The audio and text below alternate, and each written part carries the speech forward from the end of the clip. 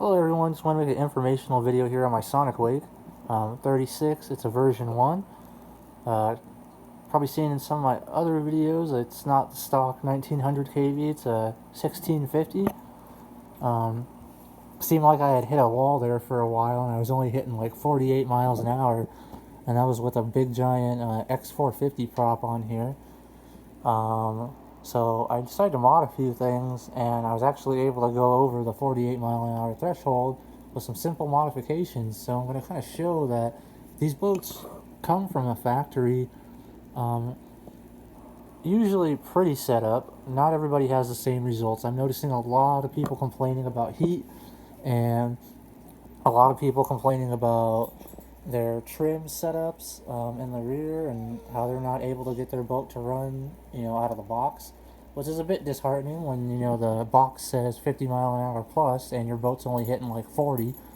Kind of raises some eyebrows. Obviously, if you're not boat savvy, you don't know exactly what to look for, and a lot of times on groups and forums, a lot of people are not the nicest with giving information. It's like almost like if you don't know, then you're stupid, When that's not the case at all. Ignorance is bliss, and if you don't know, you don't know. If you've never been taught, how are you supposed to know? So yes, people, if you're getting one of these boats, I do highly recommend going and doing your information, getting all your research on how these boats are supposed to run, learning about how to tune, and really get yourself a straight edge and figure out where the angle of this strut needs to be, figure out where your trim tabs need to be. These also, the turn fins, definitely cause drag if they're too far down in the water.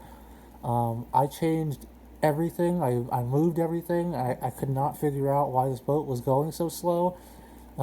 Finally, I figured out that this here on my strut, the angle on it was just down a little too far, so I had to actually bend the stuffing tube up slightly, about a degree or two. This doesn't have too much adjustability on it, so I wish it had a real stinger on it, but you gotta work with what you got.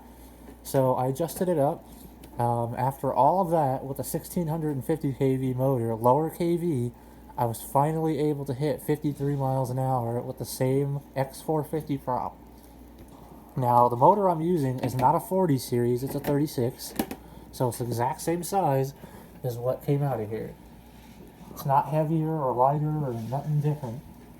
The only other thing I did was I actually moved the motor back about, I don't even know, maybe a couple millimeters. Those holes are only, you can only move, slightly forward or backward. Stock position, it was back a tad bit more than that. And so I just bolted the motor in the stock position and decided to try it out the way it was. And my batteries, I always put as far back as possible because it seems to ride the best like that. And like I said, yeah, I was stuck at 48 miles an hour. Once I adjusted this stuff and I moved that motor back just a tad, it's like it opened up a whole nother door. And now, yeah, it hits 53, no problem with that other prop. Right now I'm trying the Proboat, it's a 1.7, 1.6, really high rake. So it's going to throw, your cone's going to be more focused out this way rather than wide, spraying your cone out wide. It's going to spray your cone out more outward from the boat. There's a few advantages to that. For one, obviously it's a higher pitch than like a 1.4. This is a 1.6 pitch.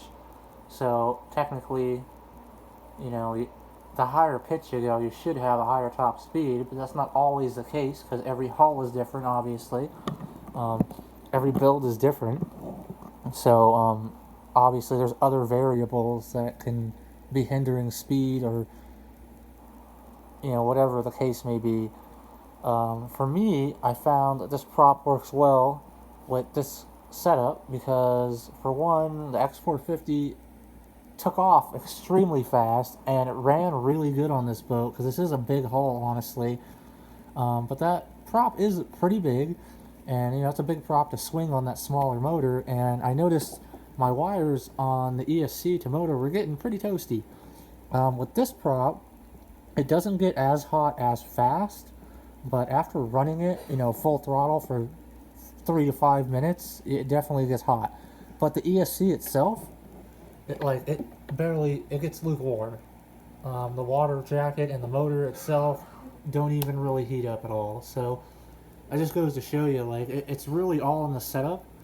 Um, yeah, I possibly could have kept the stock motor and ESC in here. Um, my personal opinion, I feel like the Proboat Sonic Wake is a bit flawed, and that 1900 kV motor pulls a lot of amps, and I feel like it's a little bit more than that little 120 can handle, especially with this much weight.